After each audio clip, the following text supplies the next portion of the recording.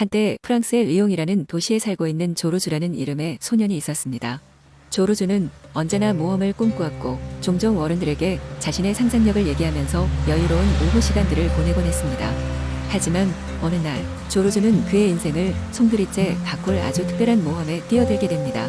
조르주가 살고 있는 마을의 외곽에는 오래된 정원이 있었습니다. 사람들은 이 정원을 신비로운 정원이라 불렀고 그곳에는 수많은 전설이 전해지고 있었습니다. 그중 가장 유명한 이야기는 해마다 정원의 깊은 곳에서 황금나비가 나타난다는 것이었습니다. 황금나비를 보게 되면 재물과 행복이 함께 온다고 했습니다. 조르주는 어느 날 저녁 자전거를 타고 정원 근처를 지나가다가 찬란하게 빛나는 것을 발견했습니다.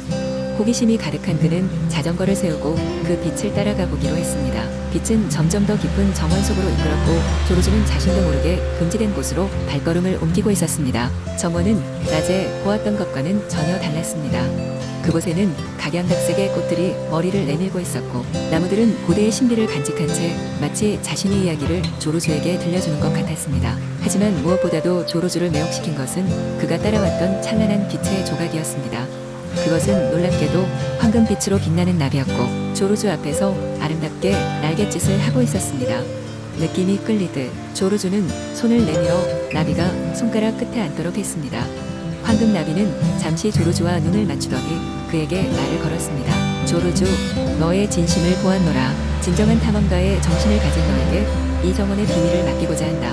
나비는 그에게 정원의 수호자가 되어줄 것을 제안했습니다. 조르주는 놀라움과 기쁨 속에 제안을 받아들였고 그 결과 그는 황금나비와 함께 신비로운 모험을 계속할 수 있었습니다.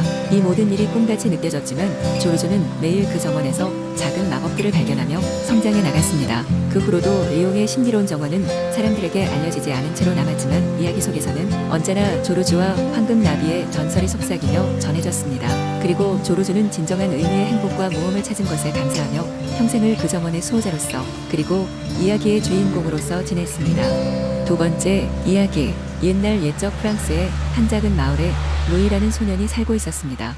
루이는 호기심 많고 용감한 아이로 늘 주변의 비밀을 탐구하기를 좋아했습니다.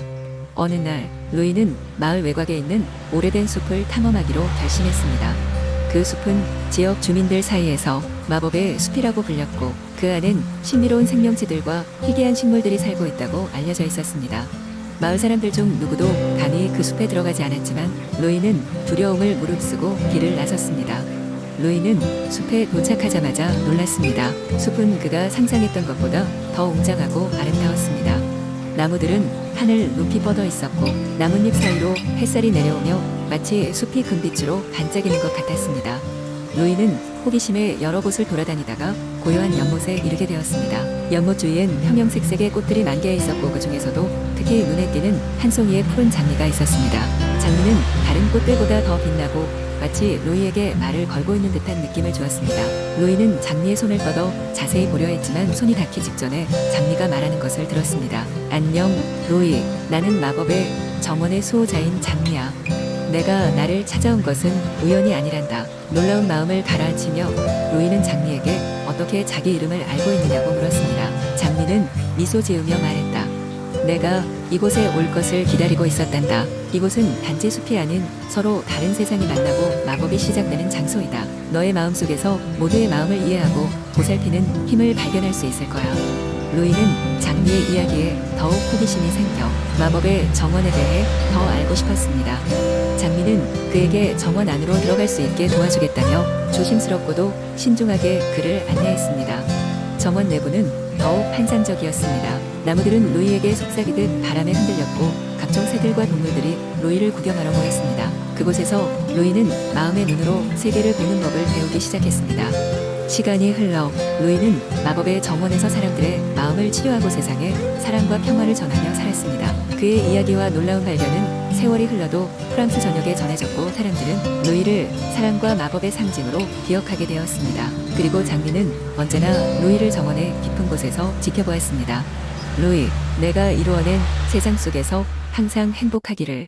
장미는 속삭이며 그렇게 세상은 도전과 상상의 이야기로 채워져 갔습니다. 세 번째, 이야기. 옛날 옛적 프랑스의 작은 마을에 레미라는 이름의 소년이 살고 있었습니다. 레미는 항상 탐험을 꿈꾸던 소년이었어요. 그는 책 속에서 읽었던 이야기들처럼 세상을 여행하고 싶었습니다.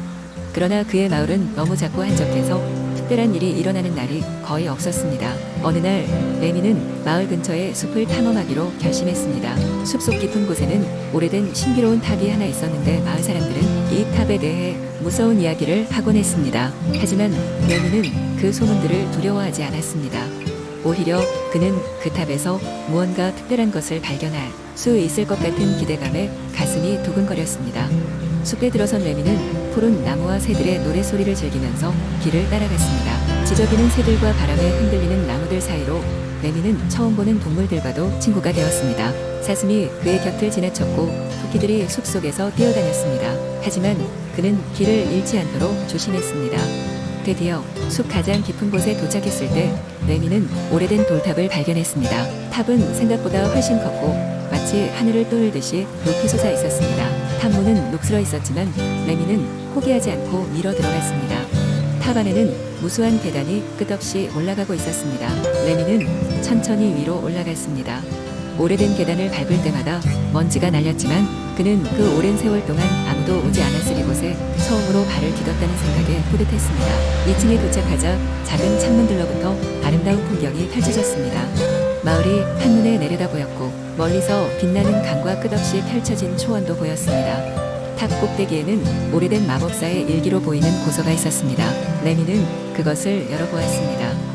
책 속에는 마법 주문과 잊혀진 전설들이 적혀 있었습니다. 얼마나 오랫동안 읽었는지 모를 정도로 그는 그 책에 빠져들었습니다. 마법의 비밀에 심취한 레미는 여러 가지 실험들을 하기 시작했습니다. 그 중에는 마을 주변의 농작물을 더욱 탐스럽게 만드는 마법도 있었고 병에 걸린 동물들을 낫게 하는 방법도 있었습니다. 레미는 더 이상 마을의 평범한 소년이 아니었습니다. 그는 이 새로운 지식으로 마을 사람들을 돕기 시작했고 곧 마을에서 가장 중요한 인물이 되었습니다.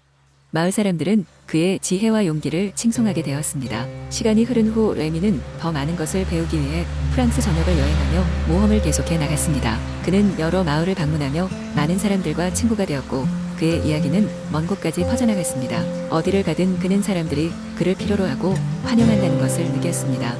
결국 레미는 자신의 발명품과 마법으로 유명해졌습니다. 프랑스 전역에서 그를 찾는 사람이 많아졌고 그는 모든 이들에게 행복과 희망을 가져다주는 존재가 되었습니다. 이는 그의 운명처럼 되어 영원히 전설로 남게 되었습니다.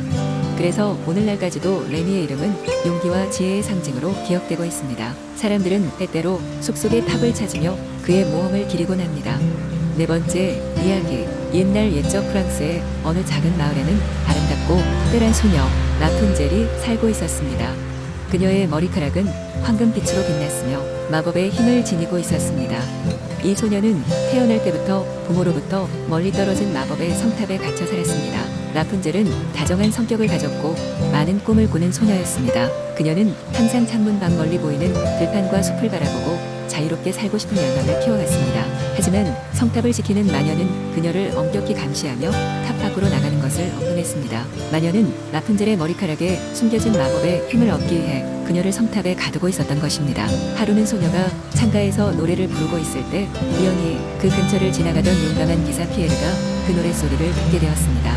피에르는 노랫소리에 이끌려 성탑을 발견했고 그곳에 있는 라푼젤을 보았습니다. 그녀의 아름다움과 슬픈 얼굴을 보자 피에르는 그녀를 돕기로 결심했습니다. 라푼젤은 피에르와 이야기를 나누며 용기를 얻었고 피에르는 라푼젤의 탈출을 돕기 위해 성탑을 오르내릴 방도를 고민했습니다. 어느 날 그는 라푼젤의 머리카락을 타고 올라가는 방법을 생각해냈습니다. 그들은 밤마다 몰래 만났고 피에르는 라푼젤에게 바깥 세상의 이야기를 들려주었습니다. 시간이 흐르면서 그들은 서로 사랑에 빠지게 되었습니다.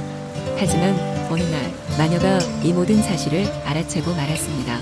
그녀는 분노하여 피에르를 잡으려 했지만 그는 용감하게 그녀를 따돌렸습니다. 마녀는 라푼젤을 다른 곳으로 옮기려고 했지만 그의 기지로 인해 실패하고 말았습니다. 피에르와 라푼젤은 용감하게 성탑을 탈출했고 마녀는 다시는 그들의 앞을 가로막지 못했습니다. 라푼젤은 드디어 자유를 찾았으며 피에르와 함께 행복하게 지낼 수 있게 되었습니다. 그녀는 타고난 마법의 머리카락을 사용하는 법을 배워 마을 사람들을 돕기 시작했고 피에르는 그녀의 곁에서 든든한 지원자가 되어 주었습니다. 이렇게 라푼젤과 피에르는 서로에 대한 사랑과 믿음으로 어려움을 극복하고 행복한 삶을 살게 되었습니다. 그들의 이야기는 오랫동안 사람들에게 전해져 내려왔고 마을 사람들은 그들의 사랑을 영원히 기억하게 되었습니다. 그리하여 라푼젤과 피에르의 이야기는 프랑스에서 가장 사랑받는 동화 중 하나로 남게 되었습니다.